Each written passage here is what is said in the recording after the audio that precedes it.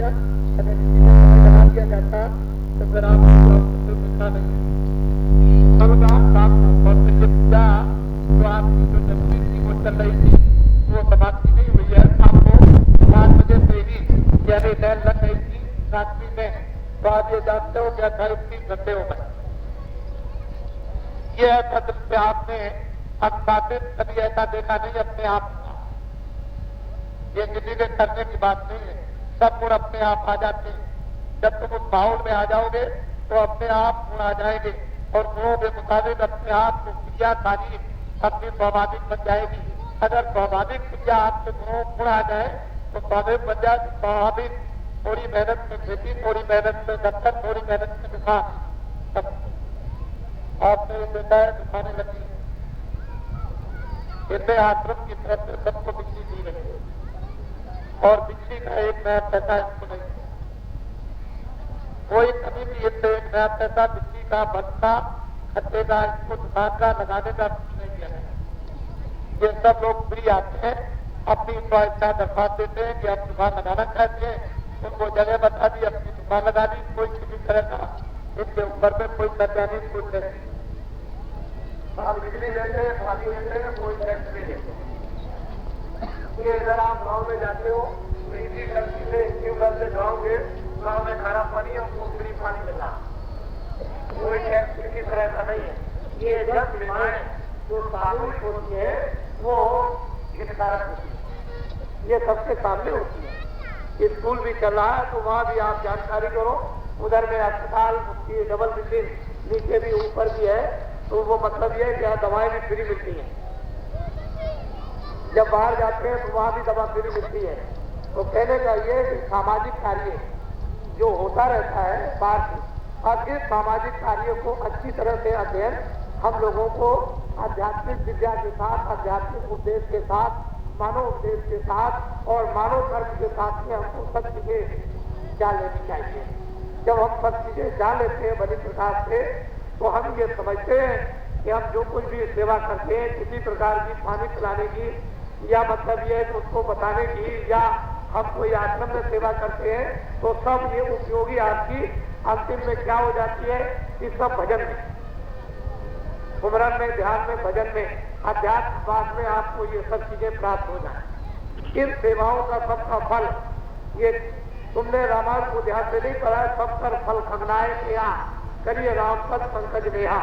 इन सभी पुण्य है यानी पुण्यों का, सेवाओं का, दान का, कपड़े देने का, अनाज ये देने का, आशीष सेवा करने का, एक का संचार करने का, इन सब का फल ये होता है करिए राम पद पंकज नेहा। प्रभु के चरणों में प्यार हो जाए और प्रभु के चरण कमलों का दिव्य नेत्र ज्ञान चक्षु द्वारा साक्षात्कार हो। और वो चरण कमल कितने प्रकाशित स्वरूप है कि ये सूरज भी उसके सामने कुछ नहीं, इसका प्रकाश ऐसे प्रकाशित स्वरूप। जब दिव्य नेत्र ज्ञान चक्षु जब ध्यान लगाने से खुल जाएगा और अंधकार तुम्हारा दूर हो जाएगा, तब तुमको पता चलेगा कि हमारे स्वयं सबके अंदर में दिव्य नेत्र है।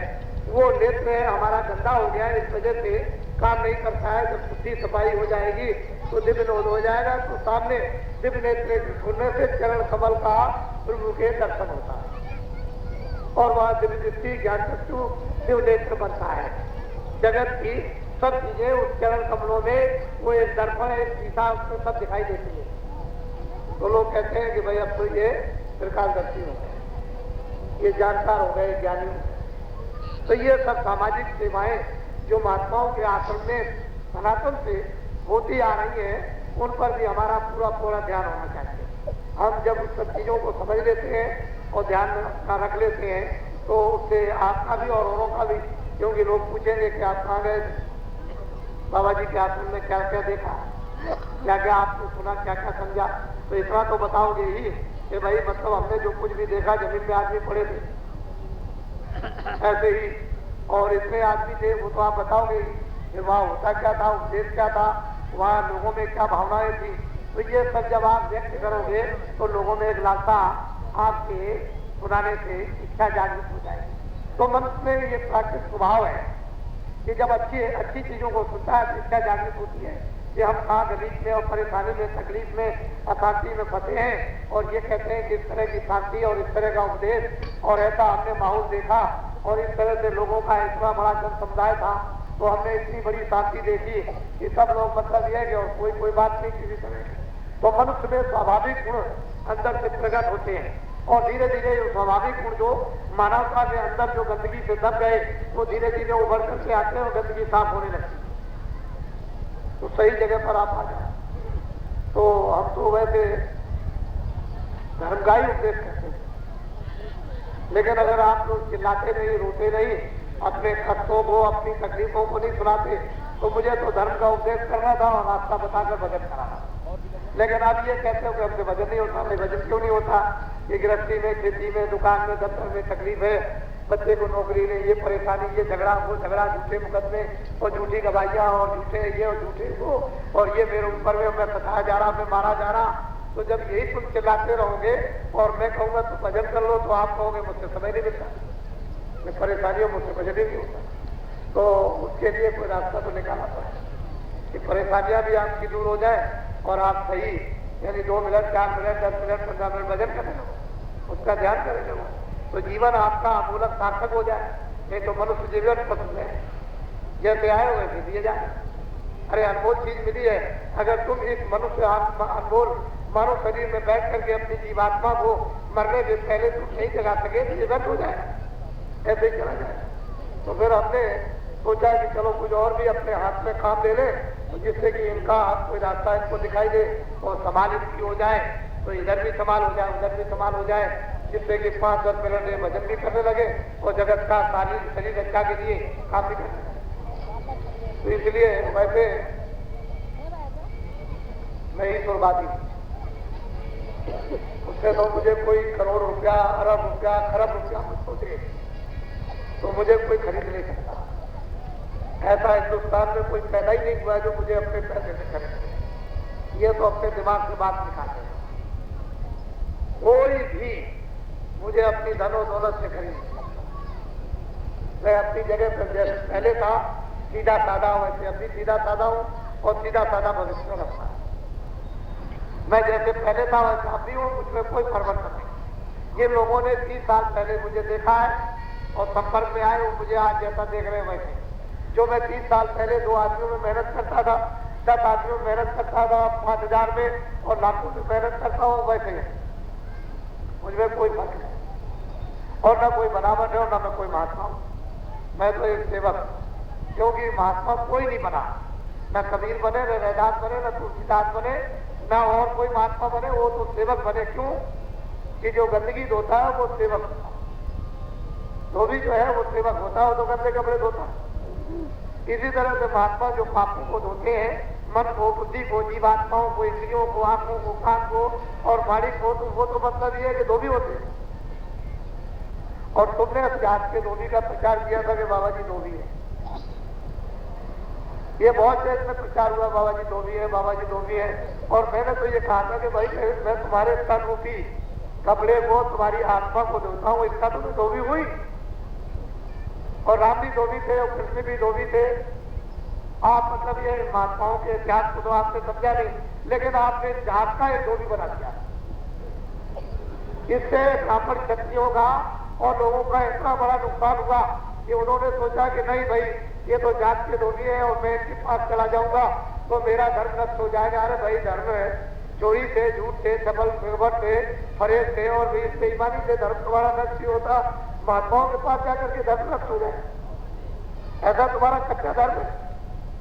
तुम इतने कच्चे हो गए, तुम्हारी एक अल्प और खंडित बुद्धि हो गई। अरे भाई वेदांत को भगवान को पा चुके थे, उनके पास जाने से तुम्हारा कहीं धर्म नष्ट होता? ऐसे नहीं होता। काशी में जब बड़ी शोहरत हुई वेदांत जी की, तो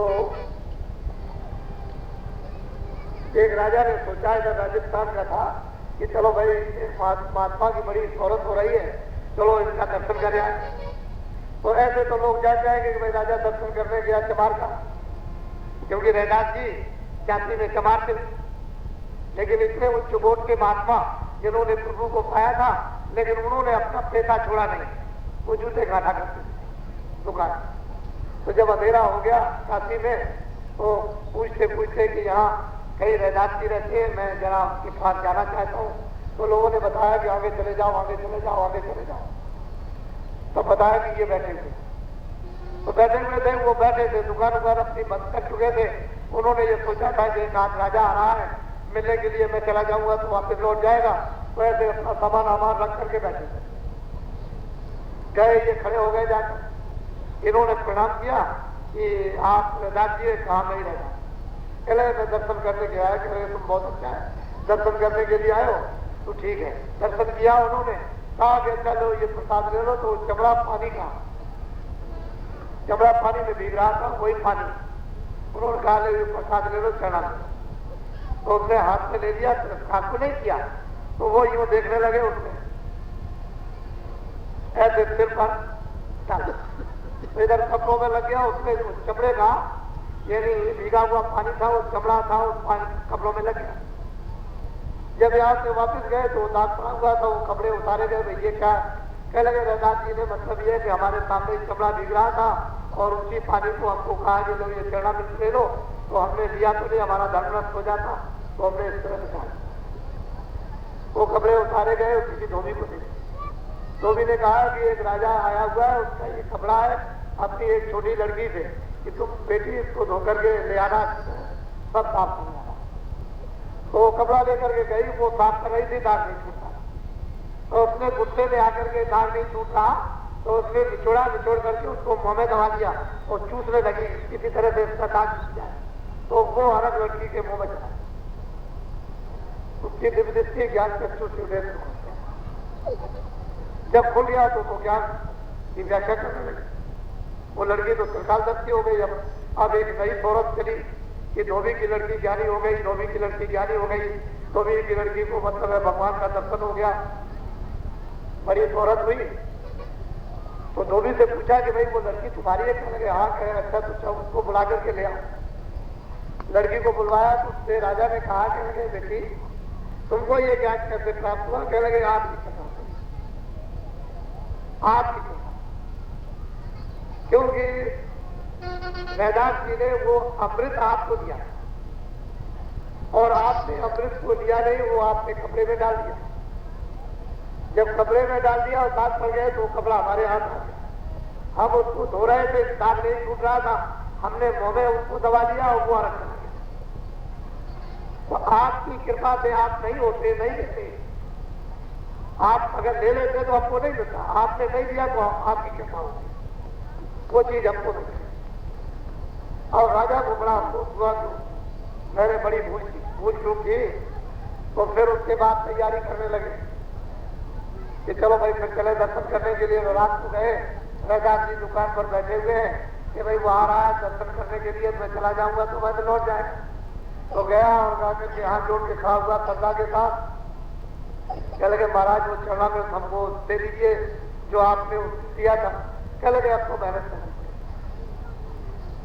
अब तो मेहनत करनी, ये अब मेहनत करनी पड़ेगी। अभी ऐसे वो तो जहां जाना था उसने, वो तो सब तुम जानकारी करके आए हुए हो, सब मांग रहे हो। तुमने तो समझा था ये चमड़े का पानी है, चमड़े का पानी नहीं था। अब मेहनत करनी होगी, अब साधना करनी होगी, अभ्यास करना होगा, अब तकलीफ उठानी होगी, तब मिलेगा।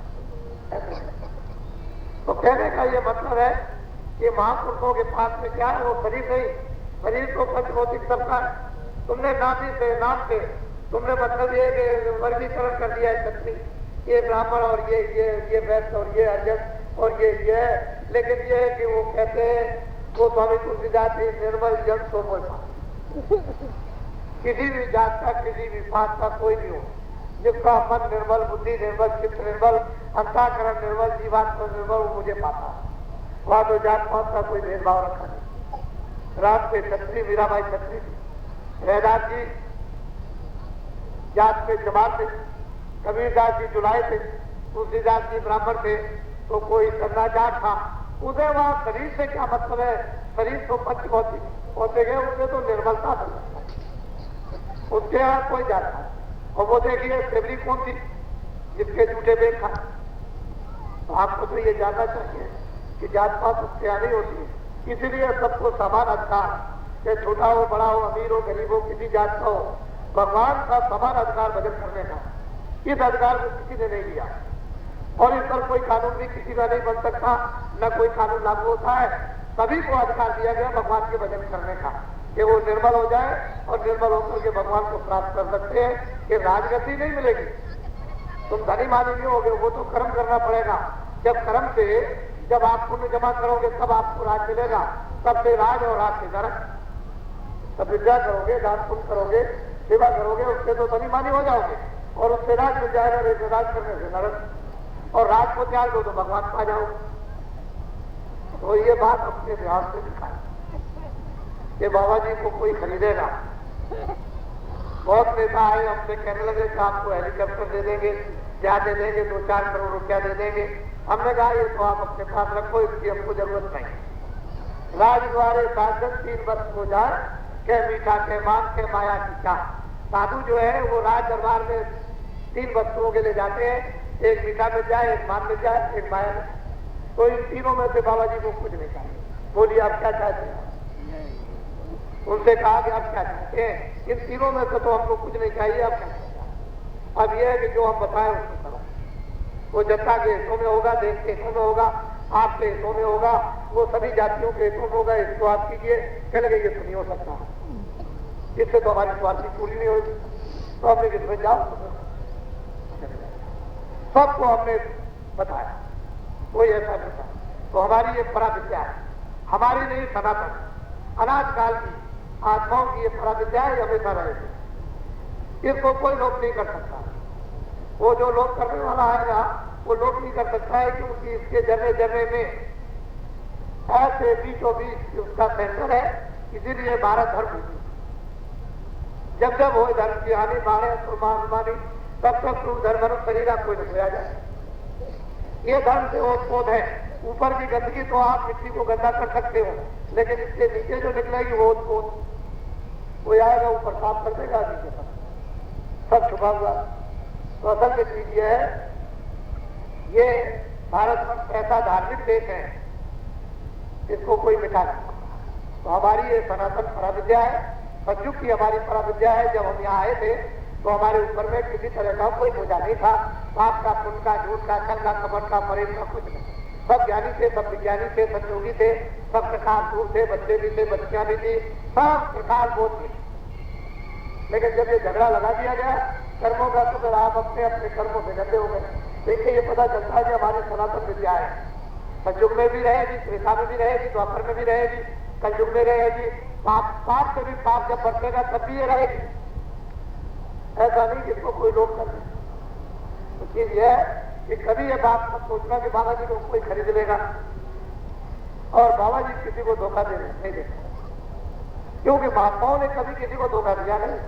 अब नकली अगर कोई बन जाए तो ये तो नकली बना लेते हैं, और बस उसके बाद और बस उन्होंने कहा कि दौलत ले गया, ये ले गया, ये ले गया और ये भाग गया, तो ये साधुओं की बदला।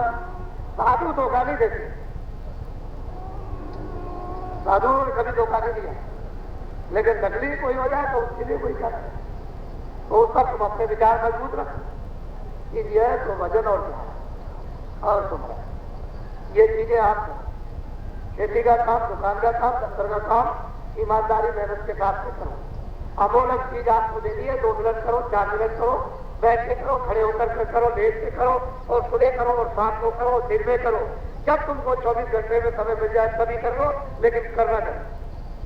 24 घंटे में समय जरूर लेना।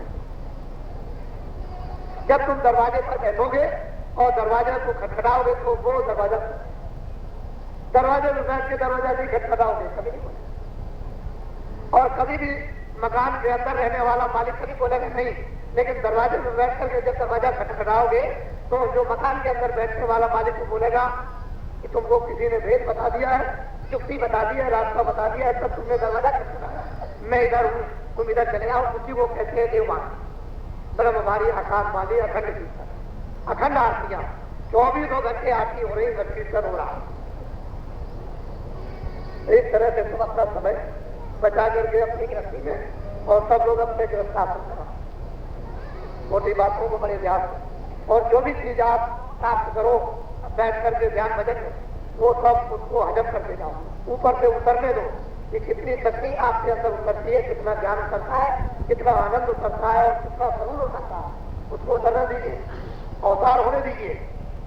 दैनिक अवतार इसी तरह से होता है कि दरवाजे पर बैठ जाओगे और जीवात्मा का जब मुंह खुल जाएगा तो फिर उतार होता है। तो आपको ये राज को पता है, लेकिन आपको घेर डाल करके वहां जाकर के प्रांतों में जाकर, गांव में जाकर सब तरह से घेर करके आपको इस रास्ते में लगा दिया जाएगा। हम ये चाहते हैं कि सभी लोग अपने सनातन पुरातन रास्ते पर आकर के लग जाए और सब लोग स्वावलंबी, स्वावलंबी ये नहीं कि किसी के हराम की कमाई की किसी रखे, इच्छा रखे और लालसा रखे कि किसी के हराम की कमाई मिल जाए, किसी का हमको लूट का मिल जाए और किसी का डकैती का मिल जाए, ऐसा नहीं था। उसी से आपकी बरकत होगी, क्योंकि ये तो आपने बहुत ले लिया, आपके पास बचा क्या। हमने अंग्रेजों का जमाना देखा था, सबका गरीब से गरीब भी जो देवियां थी, बच्चियां थी, वो भी चांदी के बड़े पैसे, गरीब से गरीब। क्यों? 10 पैसे 6 पैसे की चांदी, 1 तोला 4 पैसे की 1 तोला चांदी मिलती थी। सबको चांदी करने का, सब बेटियों को यह अवसर था, सब बड़े पैसे थे। राजस्थान में तो अभी तक चांदी के मोटे मोटे खड़े यदि पैसे ये दे दिया तो ऐसा नहीं कि आज में ये सब उतरवा दिया। लोग लालच में आते जब उतर गया इतना सबका, कहीं किसी में लग गया, कहीं किसी में लग गया, कहीं बिजली में लग गया, कहीं कुएं में लग गया, कहीं लग गया, कहीं खाद में लग गया, कहीं बीज में, कहीं ट्रैक्टर में लग गया, कहीं किसी में लग गया। और जब कर्जा चढ़ गया तो जेवर कर गया।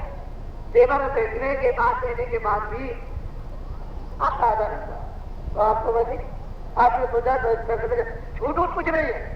जो लोग अखबार में बोल देते हैं कि छूट कर दी, ये कर दिया, कुछ नहीं। तुम बैठ कर भी वहां हिसाब लगा लो, 1 नया पैसा छूट में। लेकिन तुम लालच में आ गए, लालच बुरी बला। अरे लालच होगी तो बुरी बला, बला में फंस जाओगे, बला में फंस गए। अब तो मतलब ये है कि कोई दूसरा निकालेगा। जिसने लालच में फंसा दिया वो नहीं निकाल सकता, उसके बाद निकालने का कोई रास्ता नहीं है। वो तो फंसा दिया तो तुम गिर गए और वो भी गिर गया, तुम भी गिर गए, रो रहे हो, वो भी इसलिए रो रहा, तो कुछ नहीं। तुम बैठ जाओ सराई में, लोग कहते हैं 500 रुपए छूट किसी चीज में दी, 600 रुपए छूट दे दिया, 1000 दे दिया और तुम उसका हिसाब जोड़ लो, 1 लाख का छूट में। कैसी छूट? छूट किसको कहते हैं? तुमने अभी सिफाती बात नहीं पूछा और मैं अगर बता दूं तो सब लोग चिल्लाने लगे। कुछ नहीं, एक नए कहते, एक ढेले की चीज में सिवाय ऊपर का क्या जानते हुए और झूठ का नाम नहीं। ये तुम्हारा निकल ये निकलना ने तुम्हारे लिए रास्ता बना दिया। अब तैयार किए देता हूँ, मदद करेंगे तुमको। अभी हम जगाए देंगे, अभी खड़ा किए देते, तुम सारा जगा देते, तुम स्वयं स्वागत कर जाओ। उसमें क्या जब अच्छा जमाना आएगा, अब ऐसा भी जमाना जब तुम्हारा आएगा और तुम स्वावलंबी तो कहीं बने तो और कौन सा अच्छा जमाना आएगा। इतना बड़ा अधिकार तुमको दे दिया और उसको खो गए, तो भूल गए। और बुद्धि का आपने क्या था प्रयोग अगर कर लिया होता तो फिर ये दशा होती हमारी, उस बुद्धि को आपने साथ में रख दिया, फिर बचा दिया काम ला दिया, बुद्धि काम नहीं करती है, क्या किया जाए और अधिकार आपको पूरा कर दिया होता। जो नौ बच्चे खा दो जल्दी करो, खा ये आप लोग तो सुन लो। फिर ये कार्यक्रम जो काम का दूसरा होने जा रहा, ये क्या पूरा और तहसील 25 है, कस्बा जो है मुराबाद में, और ये मुराबाद रायपुर के बाहर जिसके में राज कर कर देता और बालामुख से सुनियारा हथोई में देखा करते था, वैसा ही ग्राम अमूल कौन सा ग्राम अमूल तैयार रखिए। और जिससे ग्राम प्रधान ने उस जमीन को दिया, उनका नाम है श्रीनाथ पटेल। ग्राम प्रधान ने जमीन को दे दिया, इस जमीन पर संगठन का पूरा यह आपको दिया जाता है, इसमें अपना आयोजन पूरा और हमसे जितना भी होगा। तो ग्राम प्रधान का नाम श्रीनाथ पटेल, ये उनका पटेल है, ये उनका नाम है। और हम 31 सितंबर को प्राप्त हो जाएगा और पहली और दूसरी जनवरी कितने दिन का? 3 दिन। 88 में तो 31 दिसंबर आएगा और 88 में पहली और दूसरी जनवरी। ये जो आप कितना बड़ा जन्म था, जो इससे बड़ा आपको देखने को मिलेगा। ये मामा, ये सब आंखों के कभी आपने कभी कल्पना नहीं देखी होगी, ऐसी चीज आपको वहां पर देखने को मिलेगी। आपकी सेवा कराना चाह वहां बने ठीक है, तो मैं दिखना करके वहां दिखाऊंगा कि आप कितने भी लोग आएंगे तो आपको पहले मुझे दबाए भाई। जो मैं अभी ब्याह प्यारा है तो मेरा साथ अच्छी नहीं, क्योंकि मैं अंग्रेजों के जमाने का जब अंग्रेजों ने कहा 4 फरवरी थोड़ा शादी बिकती थी, मेरे साथ ₹1 का 1 तोला सोना बिकता था, ₹1 का 7 किलो चना, 7 किलो चावल, 7 किलो गुड़ मेरे सामने बिकता था। मैं उस जमाने में 30 साल तक रहती था और 10 साल आजादी तो मैं बुझा, लेकिन फिर भी आपके साथ में इतना काम करता हूँ कि जवान 25 साल का, 30 साल का, 40 साल की मैं नहीं कर सकता। मैं इतना काम करता हूँ अभी, और ये जो खेती का काम है उसको सबको करता हूँ। मैं भगवान भी चला और फिर मैं आज बुआई करता हूँ और उस काम को मैंने बात समझता हूँ कि कैसे बोया जाएगा, कैसे चिंता करेगा। ये सब अगर ये नहीं जाता काम करता दिखाऊंगा तो मैं आज भी काम करता हूँ। और आप ये देखते हो यहाँ पर जब कोई भी मकान नहीं आया तब मैंने जमीन को लिया। दूसरा आप एक मतलब शहर में जगह से जगह नहीं है, वहां पर जमीन है 2 बीघा मैंने यहाँ जमीन को खरीदा। उस समय पर 150 रुपए एकड़ जमीन, मैंने इसी जगह 150 रुपए एकड़ जमीन हमने यहाँ पर खरीदी है। फिर उसके बाद 300 रुपए एकड़ जमीन खरीदी, फिर 500 रुपए बीघा खरीदी, फिर 800 रुपए बीघा और 1000 रुपए बीघा। इस तरह से धीरे धीरे जमीन बढ़ती गई। वैसे मेरे खरीदने की जमीन बाद में उसके बाद ये देखने को मिला ये मकान जो है कोई बीमारियां नहीं, यहाँ एक बड़ा सकता था जाता था।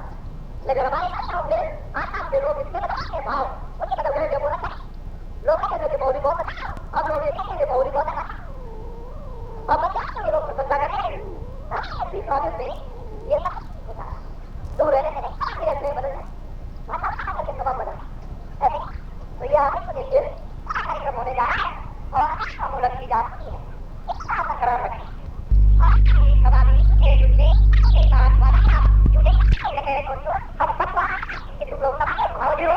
और हम आपका करेंगे आशीर्वाद में और उसके वो क्या देंगे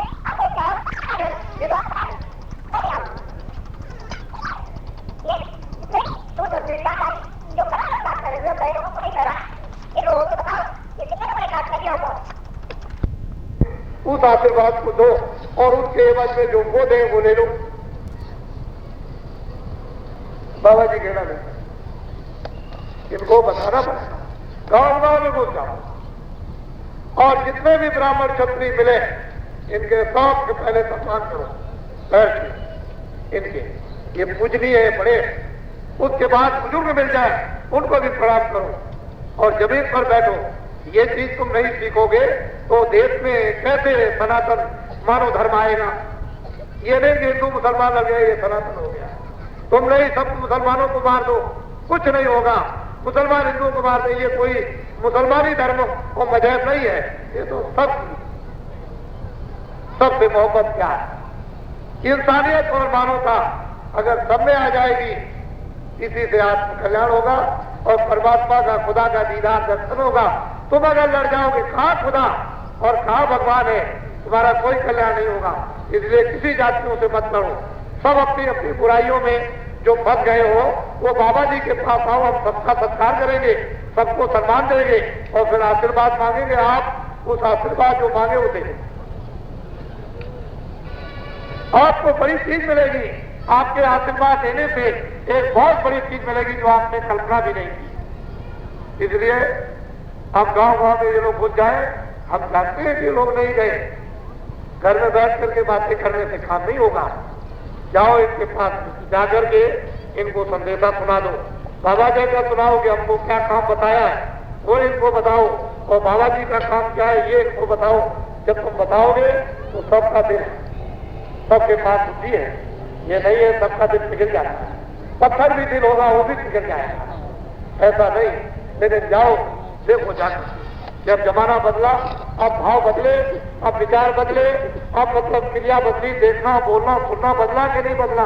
बाबा जी सत्य कहते हैं कि नहीं कहते हैं। जब तुम जाओगे तब इन सब चीजों का अनुभव होगा और तब लोगों को ये प्रेरणा मिलेगी। ये अमूलक चीज है। और आप लोग घूम जो तक स्थान इनका देश में अभी तक कोई भी संगठन नहीं था। हमने इसकी आधारशिला रख के इनका झंडा तैयार कर दिया। और दूसरा जो काम इनको टुटियारा में दिखाया हरदोई जिले में, वो अर्वचनीय है।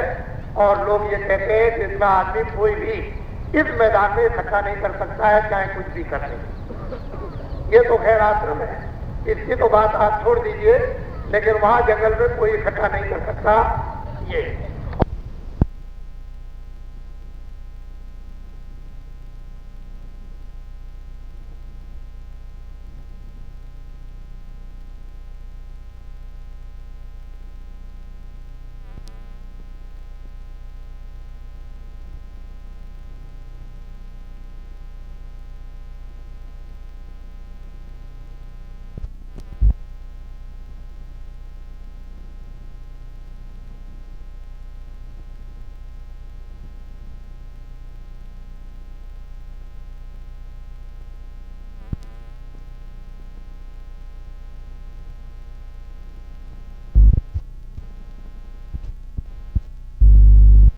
ही पर है। थोड़ा सा आगे जाओगे जरा सा, क्योंकि हट के जरा सा मैदान है, थोड़ा सा तो मैदान हट के होना भी चाहिए। उस मैदान में ये कार्यक्रम 31 को 1-2 जनवरी को, इसको आप याद रखेंगे और तब जाकर ये बताएंगे और नए लोगों को आप वहां पर ले आइए। और वो अगर ये कह करके न जाए और आपको मान्यता न दे और आपका जस और कीर्ति न करे कि आप हमको समझा करके यहाँ ले आए हो, ये हमारा परम सौभाग्य और आप हमारे बड़े हैसियती हो। ये लोग ये बताएंगे। आप जाकर के अपने मुंह को चुप मत रखिए, सब जगह ये ढंढोरा पीट दीजिए कि देश के अंदर में वो जो तक साथ होगा, संगठन तैयार होने जा रहा और मैं 6 महीने का आपको मौका देता हूं। आप जल्दी इसकी तैयारी कीजिए, देर मत कीजिए, देर करने की जरूरत नहीं है। जो आपको प्रसाद मिला उसको संभाल के रखना। आज जो कुछ भी कहते हो हमको ये तकलीफ, हमको ये दुख है, हमको ये बीमारी है, तो वो तो आपको तो कम होगी, लेकिन अगर आज ही सब बीमारी दूर कर दी जाए तब तो आप भाग जाओगे, तो उसको कुछ नहीं समझोगे, भाग के चले जाओगे, लगे आप कुछ नहीं। अरे तुम देवता के पास जाते हो तो वो तो ये नहीं कहता, वो तो है हे भगवान, हे मूर्ति, हे भगवान, में तो उसने तो कोई जवाब नहीं, हमको आपको जवाब देते। अरे आपको सामने जवाब दिया जाता, लेकिन अगर जिन लोगों का अच्छा कर दिया वो आज तक नहीं कभी आए, और जो लोग अच्छे हो गए और फिर तकलीफ में हुए लौट करके आए, तो हमने कहा भाई तुम कितने दिनों से दिया है? कि 20 साल हो गए। अरे हमने कि 20 साल में तुम्हारी तकलीफ भी चली गई, तुम भगवान का कुछ रास्ता भी पा जाते हो, भजन भी करते, तो आज ये जीवन तुम्हारा 20 साल का जो जवानी का था वो इसमें काम आता तो आपका कल्याण न हो जाता। अब तुम जब तकलीफ में फंसे तो फिर आ गए, तो अब तो जरा दे लगे, अब दे लगे, अब उतनी जल्दी काम नहीं होगा, अब जरा दे लगे। तो असली बात यह है कि महात्मा ये समझते हैं और ऐसा भी वो जानते हैं कि अगर आपको कुछ नहीं मिलेगा तब भी तुम चले जाओ। महात्माओं के पास आए, कुछ नहीं मिलेगा तब भी चले जाओगे, और मिल जाएगा तब भी चले जाओगे, तो धीरे थोड़ा थोड़ा देते और लगाए रहते हैं कांटा जो खटकता रहे, ताकि थोड़ा दे दिया तुम्हारी फिर इच्छा होती हो थोड़ा हो गया, तब काम होता है, तब जीव परमार्थ में लगता है। ये बड़ा स्वार्थी है, ये बड़ा भूला हुआ है चुक चुक का।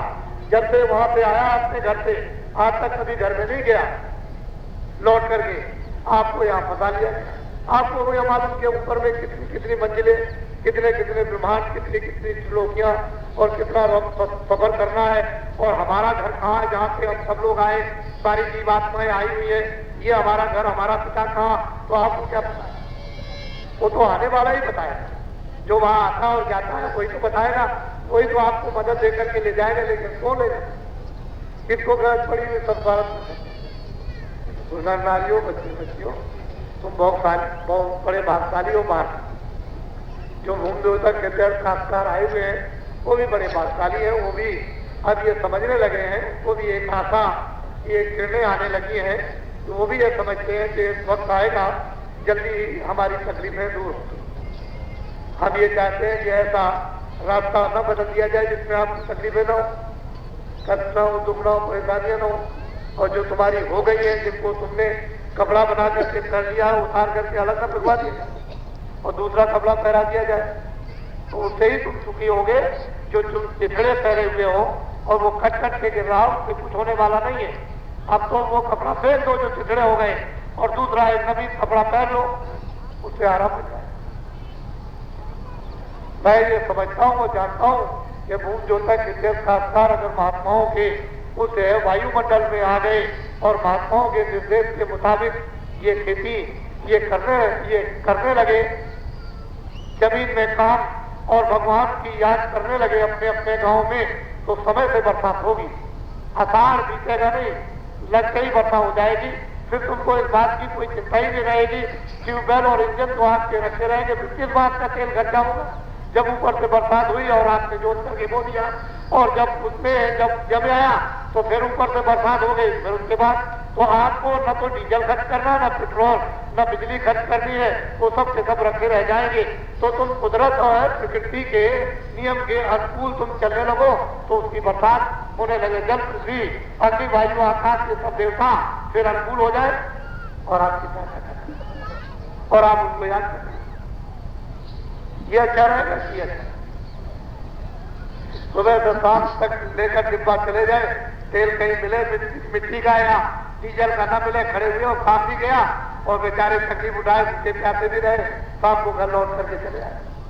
ऐसा अरे भाई उसने तो पहले से ये सब चीजें बना रखी है, लेकिन तुमने रास्ता छोड़ दिया और वापस,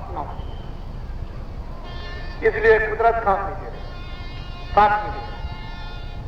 तो बोलो जय गुरुदेव।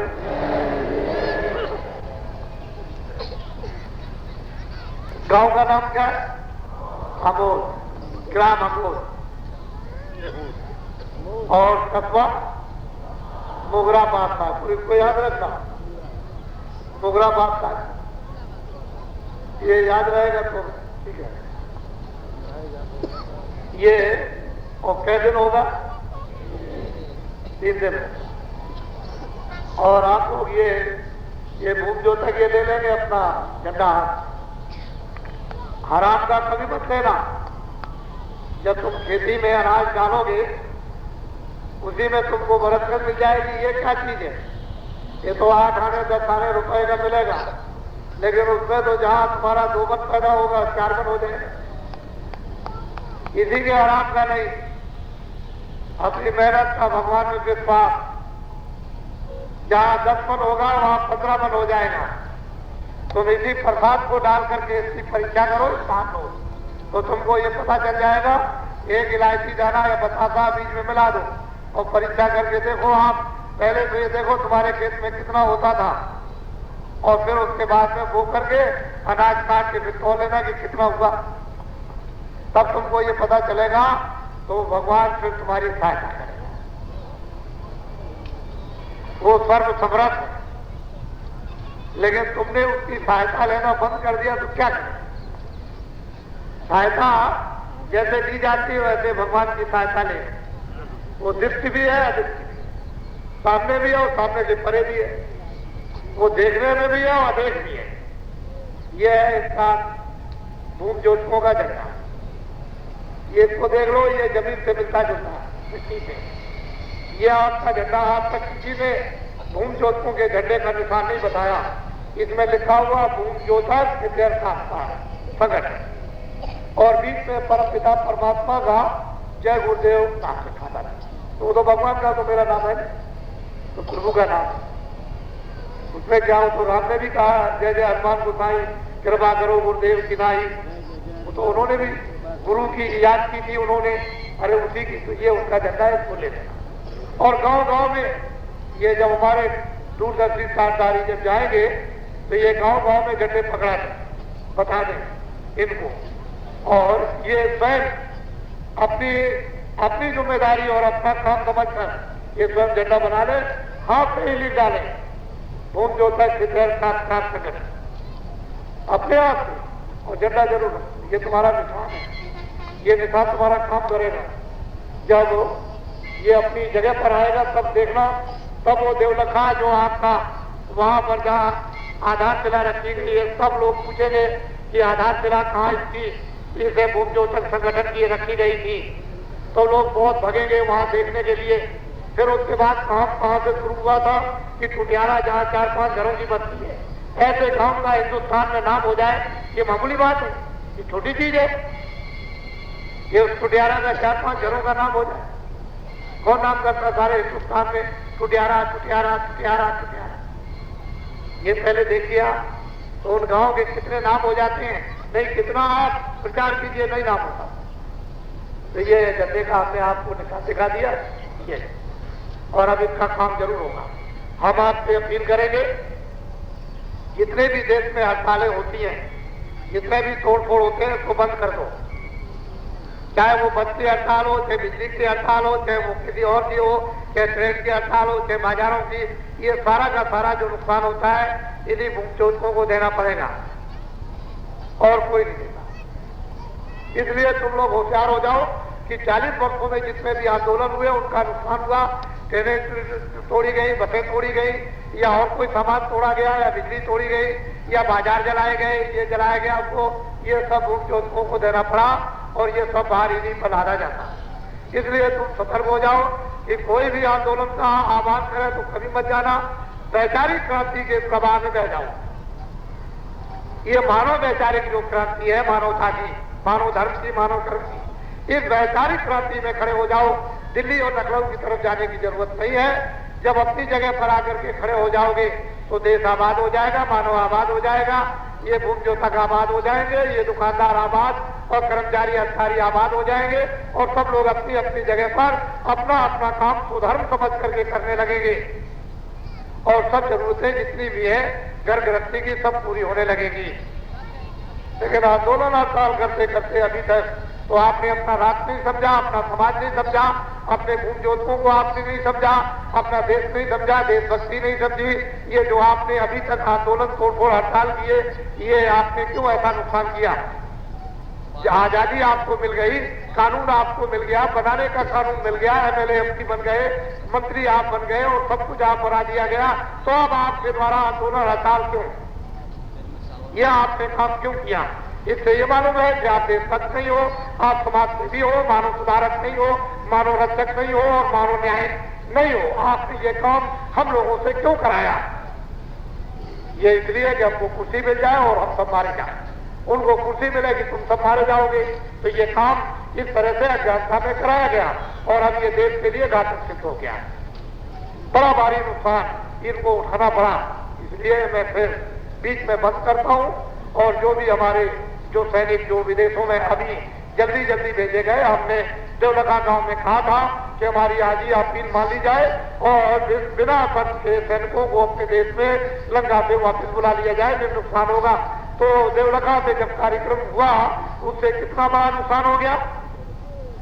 और अभी फिर अपील करता हूँ कि उन सैनिकों को जो लंका में जिनको आपने शांति सेना करके भेजा है, उनको फौरन बिना शर्त के अपने वतन में, अपने देश में वापस बुलवा लीजिए।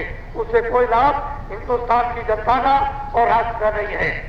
वो उनकी जाने भी जाएगी, और भारत का बहुत बड़ा खर्चा धन का सामान का होगा, और 2 खरब से ऊपर लग जाएगा। भारत की जनता विधीर हो जाएगी, चिल्ला पड़ेगी, इसी को ये सब बोझा देना पड़ेगा। इसलिए उनको बुला लीजिए। और जो आप कहते हो कि हम दस्तखत करा रहे हैं कि हमें शांति सेना जायज भेजी गई है, वो दस्तखत नहीं, वो तो रेडियो अखबार की बकवास है। अगर आप दस्तखत कराना चाहते हैं तो इस तरह से आप मजबा लगाइए और उसमें दीजिए, बोलिए हिंदुस्तान के जो सैनिक लंका में गए हुए हैं, इनको आप वापस बुलाना चाहते हो? ये देखिए, इसको कहते हैं समर्थन और प्रस्ताव। ये जो हजारों मारे गए, जो आप कह रहे हो हजारों मार दिए गए, उससे भी ज्यादा, और वो हजारों हमारी भारत की नारियां जो बेवा हो गई, राण हो गई और रोती और चिल्लाती है, और अकारण कोई कारण हो जाए कि देश पर हमला हो गया है, उसके लिए अगर जान दे दे तो हमारे ये सैनिक वीर और बहादुर कहलाते हैं, क्योंकि उन्होंने हमारी रक्षा की और अपनी जानों की आहुति दी। इसमें तो उनको सब कुछ है, वीरता का सब कुछ है और भावनाओं का मिल सकता है उनको, लेकिन बेकार दूसरे मुल्क में पटक दिए गए। तो आपने तो कहा था कि कमल हमारे, और शांति सेना शांति नाम रखा था, और अब बाहर के लोग कहने लगे कि आपने तमिलों को मार दिया, अपने ही लोगों को मार दिया, उन्होंने अपने को मार दिया। तमिलों ने अपने सैनिकों को मार दिया और सैनिकों ने तमिलों को मार दिया। और इतना भी आपको बोध नहीं है कि भारत की जनता चिल्ला रही है समर्थन के साथ वापस बुला लीजिए, ये वापस के लिए कह रही है। और बाबा जी जनता के साथ अपील कर रहे हैं कि हमारी इस प्रार्थना को स्वीकार कर लीजिए।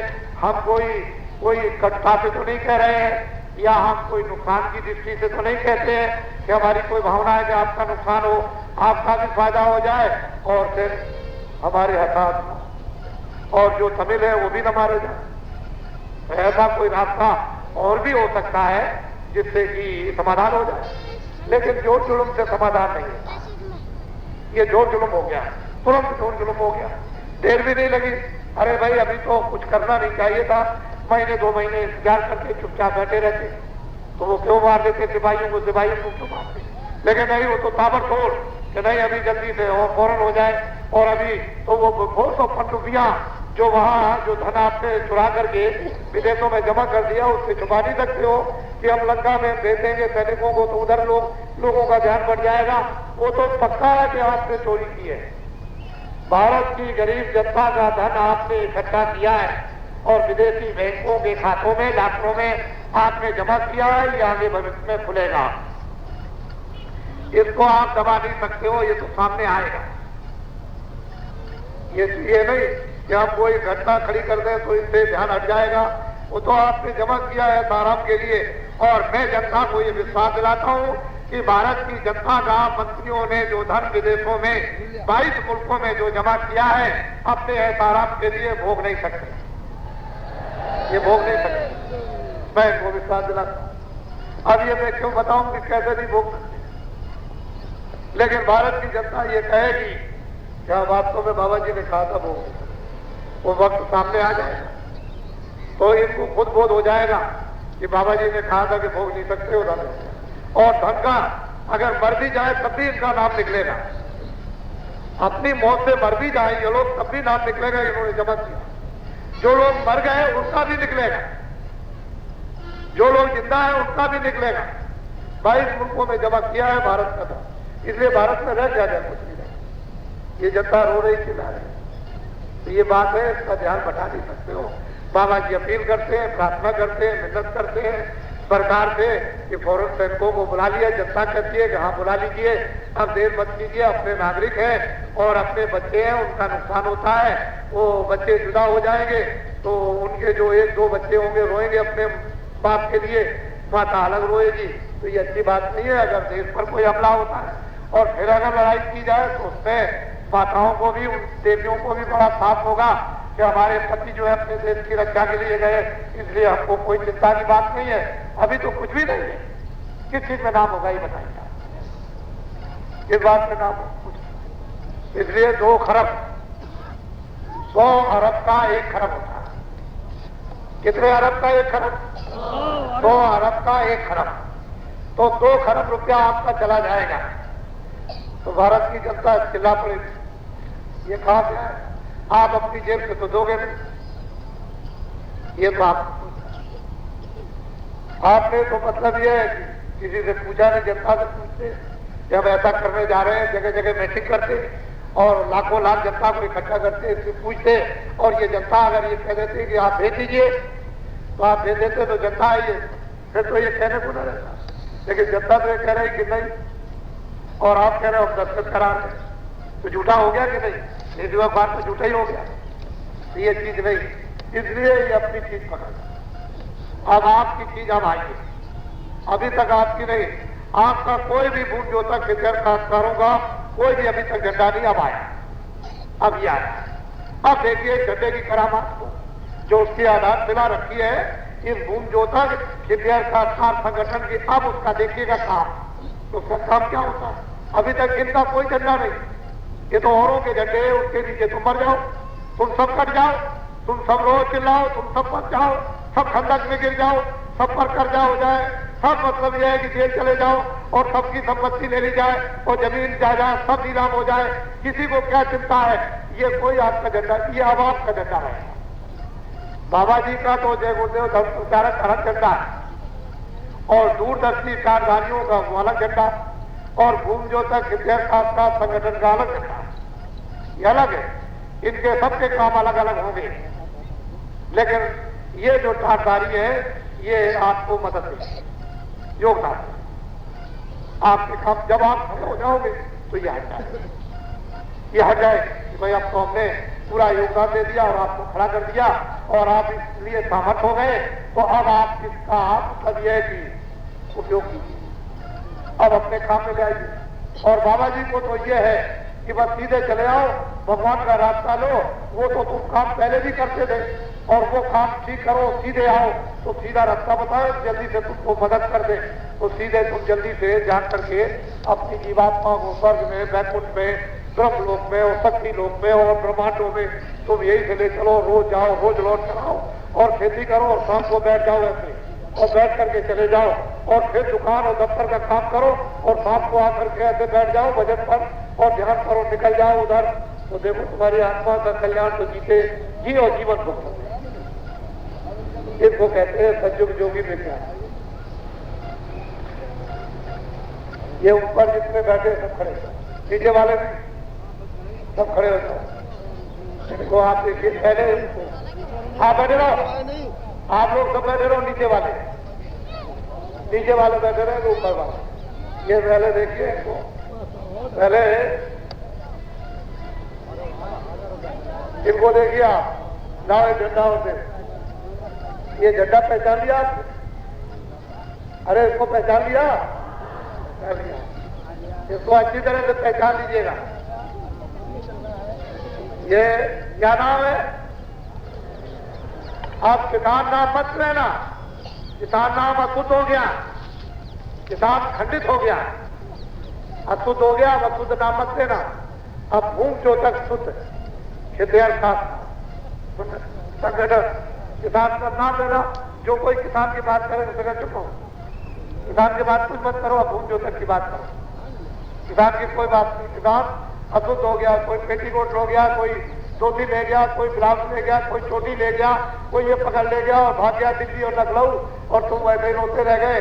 बस अब ये तुम्हारी थी, तुमको वही पकड़ा दी जाएगी, वही जहां गांव में रहते हो वही पकड़ा दी जाएगी। ये दिल्ली लेकर के नहीं कोई भाग सकेगा, ये वही पकड़ करके और झंडा गाड़ देगा और सब वही सिर पीटेंगे। अगर तुमने बाबा जी का साथ दे दिया और बाबा जी की बात मानी और अपना झंडा अगर तुमने पकड़ लिया तो ये बाबा जी ये सत्ता सब आपको वापस पहुंच रहे तुम्हारे हाथों में चली जाएगी।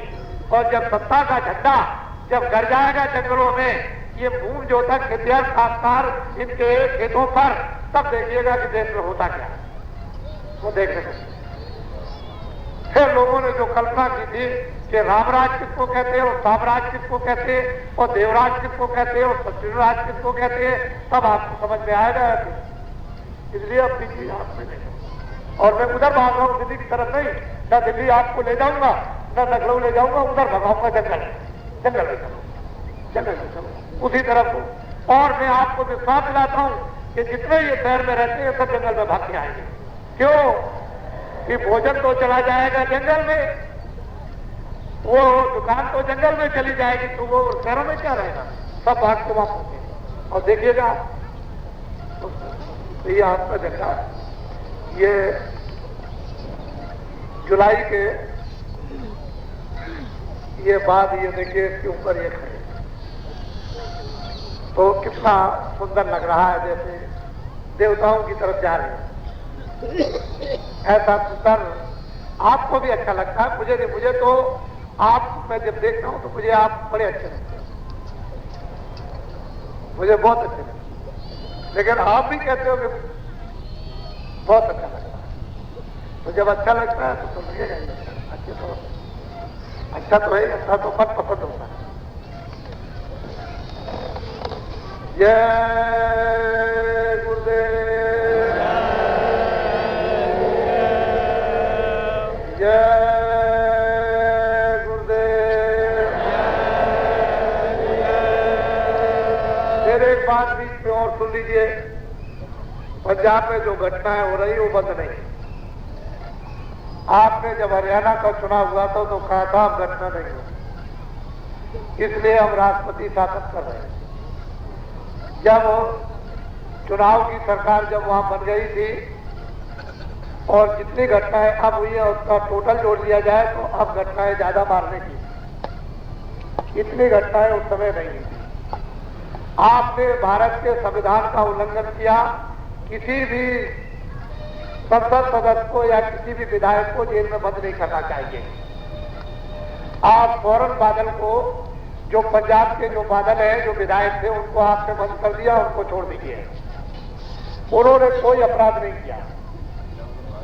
और बादल ने, जो विधायक थे, उन्होंने कोई भी खालिस्तान की मांग नहीं, और खालिस्तान की मांग वो लोग भी नहीं मांग रहे।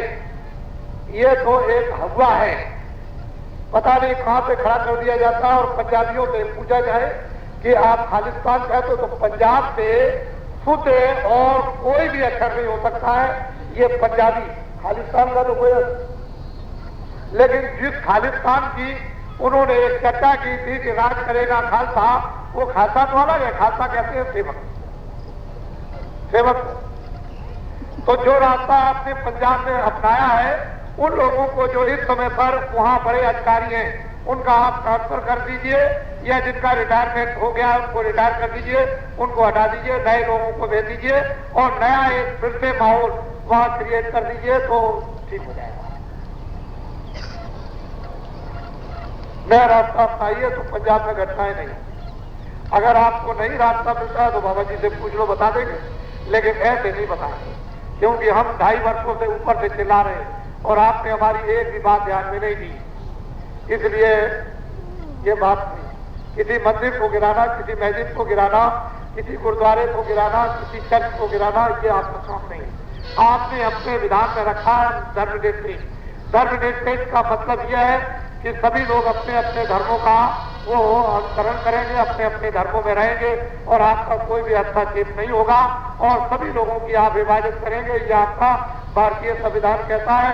अगर आपने मस्जिद, मंदिर और गुरुद्वारे में या चर्च पर आपने हमला कर दिया तो धर्मनिरपेक्ष कानून समाप्त हो गया। ये धर्मनिरपेक्ष नहीं।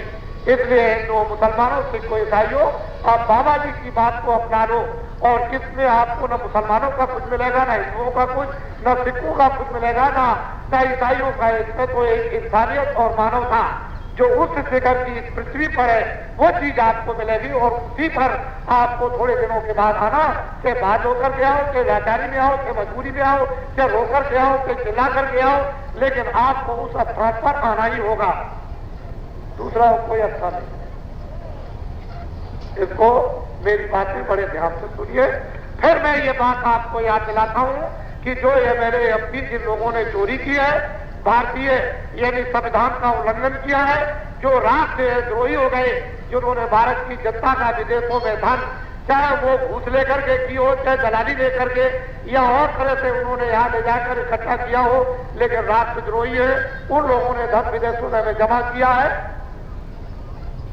आपने उनको चुन करके भेजा था कि आप इन सबकी देखभाल और संभाल करेंगे। या मेरे एमपीओ को मतदान देकर कि जाइए आप और इन सब की देखभाल भी कीजिए, कोई भारत का धन बाहर न ले जाए, और साथ ही साथ में हमारी सुख सुविधा के लिए सब कुछ सामान लेकर के आइए और हमारे गांव में हमको सुख और सुविधा हमको दीजिए। तो ये बात तो एमएलए एमपीओ ने छोड़ दी और बाबा जी इतने वर्षों से चिल्ला रहे कि विदेश से निकल गया, विदेश से निकल गया, धन चला गया, भारत का चला गया, बात खुलेगी और सारे विश्व में ये बात फैल जाएगी। तो आपने ये बात क्यों ध्यान में नहीं दी? और अब ये एमएलए एमपी उन चोरों का साथ दे रहे हैं जो ये सोचते हैं हमको कुछ मिल जाएगा। अरे भाई 500 रुपए क्या है पेंशन? भारत की जनता की आप सेवा वास्तव में करो तो आपको अपने हाथ से ले लेगी और तुमको तो भारत की जनता 2000 रुपए भी पेंशन दे सकती है। तुमको किसी तरह का नहीं, भारत की जनता तो इस तरह की है, लेकिन कम से कम इसकी सेवा इसकी करो तो। लेकिन तुम चोरों का साथ, इसका साथ छोड़ करके चोरों का साथ देते हो, तो आपके लिए ये समय दिया गया 28 फरवरी को आज जिन्होंने चोरी की और विदेशों में धन जमा किया, उनका साथ ये MLA MP अगर नहीं छोड़ते हैं तो आने वाले समय में एक भी MLA MPओं को ये भूमि ज्योतक शिक्षक खासकार संगठन एक को भी नहीं आने देगा। तब तो तुम्हारी महिमा और सिफत है भूमि ज्योति। चाहे कितना भी जुल्म कर ले, तुम इसको पी डालो, मैं भगवान की सत्ता का आपको ये अनुभव कराऊंगा और परीक्षा कराऊंगा कि भगवान की सत्ता कितना वो हजम आपको हाजमे की शक्ति देती है और साथ देती है। कितना भी जुल्म करे, लेकिन परमात्मा की सत्ता आपका साथ देगी, उसको आप पी जाओ और खड़े हो जाओ। ये आपसे हमारी अपील। इसलिए हम शब्द कहें वो टैप हो रहे हैं, खड़े हो जाओ। आप खड़े हो जाओ। देखो मुसलमानों, ऐसे जो तुम अल्लाह का तुम इबादत करते हो, ऐसे इबादत नहीं। तुम अपनी रूह से अगर वास्तव में हकीकत में इबादत करो उस खुदा की, तो खुदा तुम्हारे सामने नजर आएगा। लेकिन तुम ऐसी बनावट इबादत करते रहोगे और अपने ईमान और रहम को भेजते रहोगे, तो बताओ उस खुदा खुद कैसे होगा और तुम्हारी इबादत को कैसे कबूल करेगा?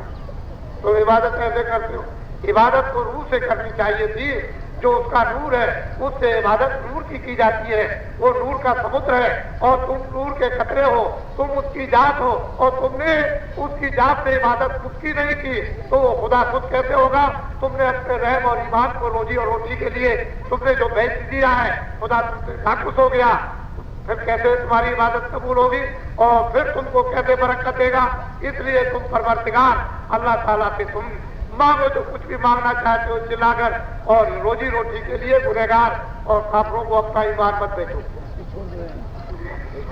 बड़े ध्यान में हमारी बातों को सुने और बोले जय गुरुदेव,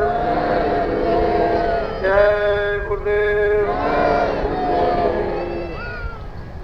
आए मुसलमानों, तुम सीधे चले जाओ अयोध्या में जाकर के 500,000 एकदम चुपचाप चले जाओ और बैठ जाओ और वहां हिंदुओं से ये कह दो जाकर कि ये ले लो अपना राम मंदिर, इसको ले लीजिए, आप हमने आपको दे दिया, पर्चे छाप करके उनको बांटो। पहले तो महात्माओं को बुलाओ अयोध्या में कि आ जाइए, हम आपको देंगे। अब कोई आज से हमारी तुम्हारी लड़ाई नहीं, हिंदू और मुसलमान मिलकर रहे। इन लोगों ने हिंदू मुसलमान सिख ईसाइयों को जो लड़ाया, लोगों ने अपने स्वार्थ और कुर्सी के लिए अच्छा काम नहीं किया। ये देश इससे तबाह हो गया, इससे सारा मानव बर्बाद हो गया, इंसानियत और मानवता खत्म हो गई और रात बस्ती किसी में रह नहीं गई। तो स्वार्थ के लिए काम मुसलमानों तुम चले जाओ और पर्चे और उनको बुला करके कह दो ये आज से आपका हो गया। अब मुसलमानों का हिंदुओं का कोई झगड़ा नहीं, हम सब लोग मोहब्बत और प्यार से इस जगह रहेंगे और खुदा की इबादत और भगवान का भजन करेंगे। तुम इबादत करो और वो भगवान का भजन करे और मिल करके एक दूसरे के काम आओ। धीरे धीरे धीरे धीरे कोई फकीर आ जाएंगे, कोई महात्मा आ जाएंगे, सबसे मोहब्बत प्यार करके अच्छाई और बुराई को बताकर, जब तुमको मालूम हो जाए कि बुराई है, हकीकत में ये बुराई है और हकीकत में ये अच्छाई है, तो बुराई को छोड़ दो, अच्छाई से हम सब ऐसे दुनिया में आए हुए, हम उसी खुदा के ही बंदे, उसी भगवान